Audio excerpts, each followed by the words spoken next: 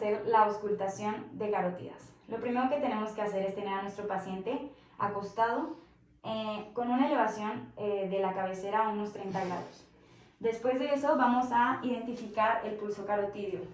Nos ponemos el estetoscopio e identificamos con el dedo índice y medio el pulso carotídeo en el tercio inferior del cuello. Una vez que los tenemos identificados, vamos a poner el estetoscopio.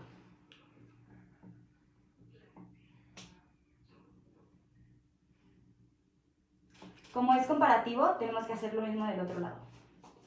Identificamos con el dedo índice y medio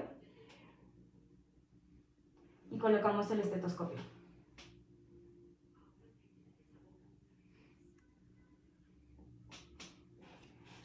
Se reportan pulsos carotídeos con un buen ritmo y una buena intensidad.